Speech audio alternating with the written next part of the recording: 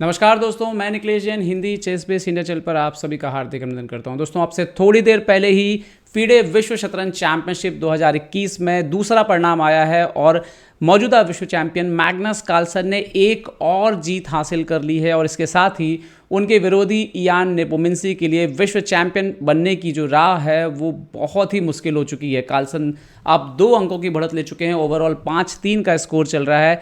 14 match की इस विश्व चैंपियनशिप में अब 6 मुकाबले बचे हुए हैं। ऐसे में जहां पर कार्लसन को विश्व चैंपियन बनने के लिए 6 में से 2.5 अंक बनाना है, जबकि नेपोमिंसी को 4.5 अंक का टारगेट है।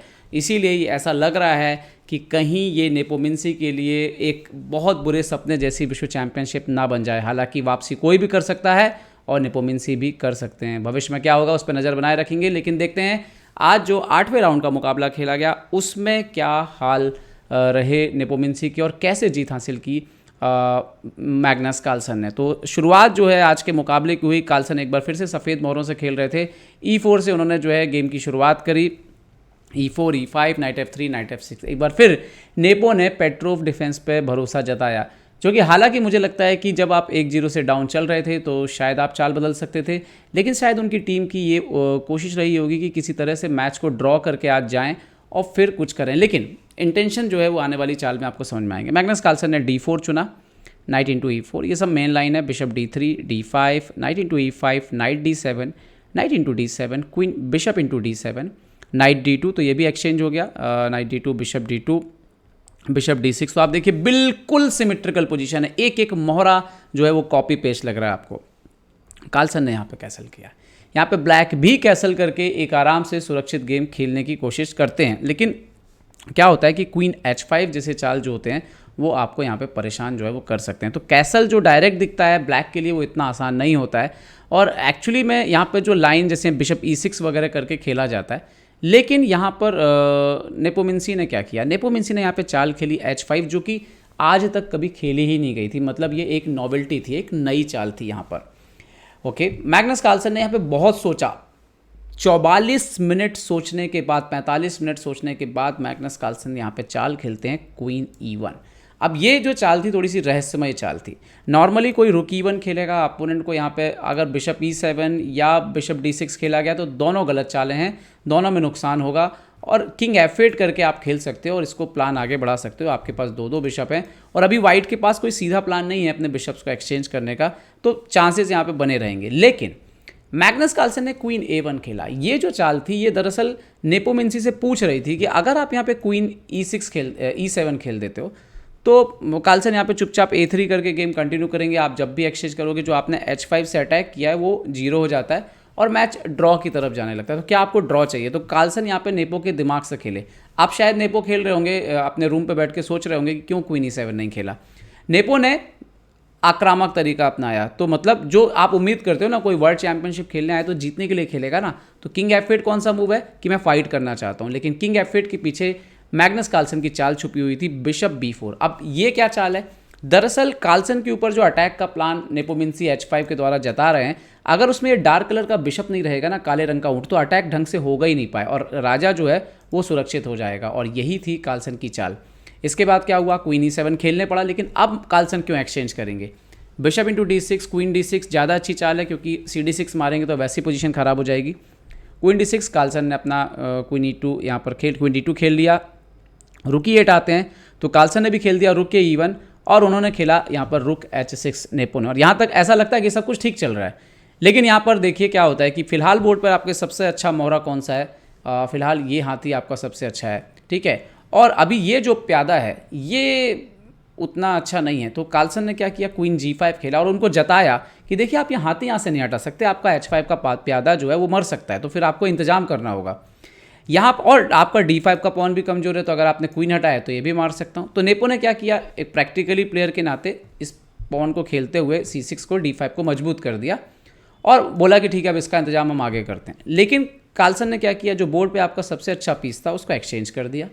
ओके, बिशप E8 और रुक E1 रख दिया। अब आप बोर्ड पे देखो तो ये रुक से ये रुक मिलाओगे तो आपको वाइट सफ़ेद का रुक अच्छा लगेगा, इस ऊँट से इस ऊँट को मिलाओगे तो आपको सफ़ेद का रूट जो ऊँट है वो अच्छा लगेगा। क्वीन चलिए मान लेते हैं दोनों की बराबर भी हैं और पॉन स्ट्रक्चर गिनेंगे तो भी आपको वाइट अच्छा लगेगा। तो वाइट ऑलरेडी अच्छा हो चुका था।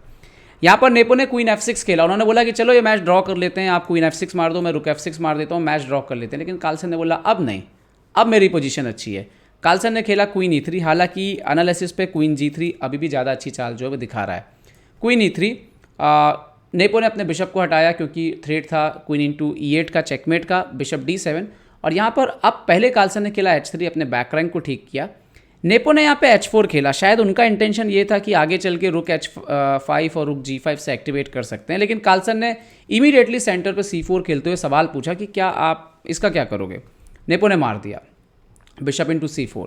कार्लसन का प्लान दिख रहा था कि आगे चल के वो D5 वगैरह करना चाहते हैं, और यहाँ पर जवाब जो है वो दिया नेपोमुनसी ने B5, जो कि मैच की सबसे बड़ी ब्लंडर, मतलब सबसे बड़ी गलती बन गई।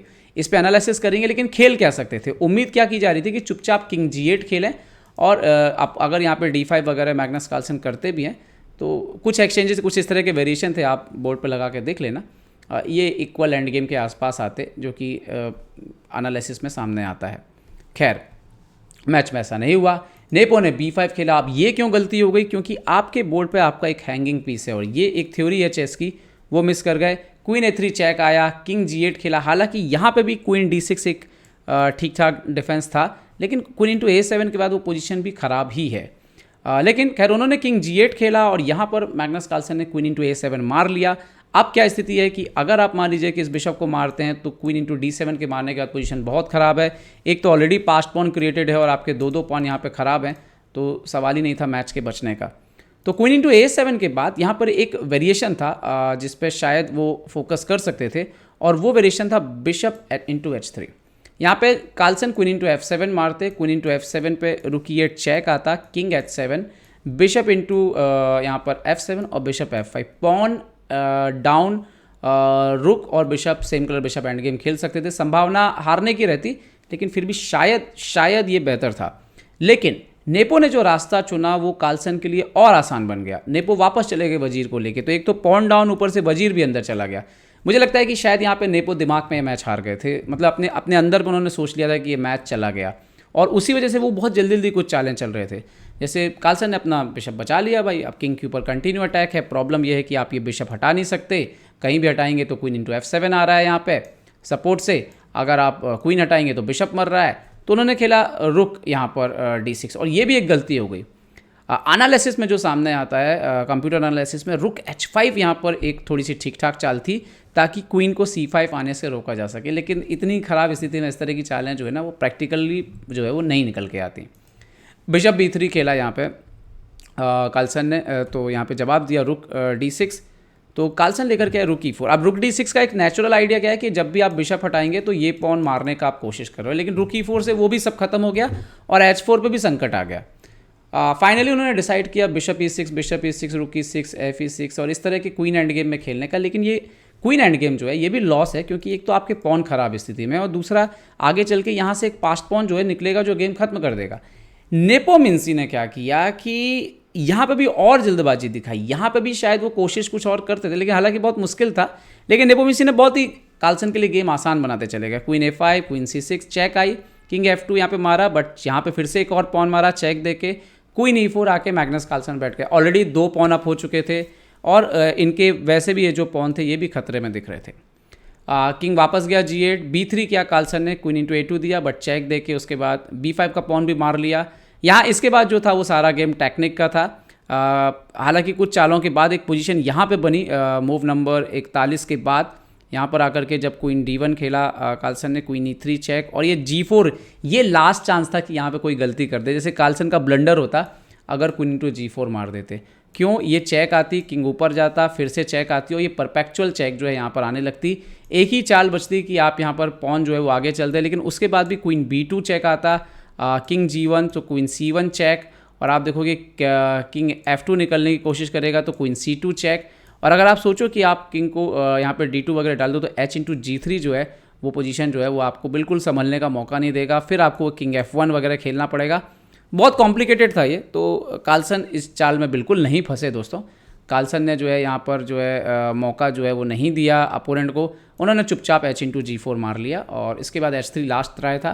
कार्लसन ने क्वीन F3 खेला और इसके बाद नेपो ने रिजाइन कर दिया, क्योंकि आपके पास ज़्यादा कुछ बचा नहीं, आप ज़्यादा ये पॉन मारेंगे लेकिन 3-3 प्यादे और वो भी सबके सब क्वीन से कनेक्टेड, ये असंभव होता है रोकना, और नेपोमिंसी जो है ये मुकाबला यहाँ पर दोस्तों हार गए। तो कुल मिला के बात यह है कि 8 मैच हुए हैं और नेपोमिंसी 2 हार चुके हैं, 5-3 से पीछे चल रहे हैं।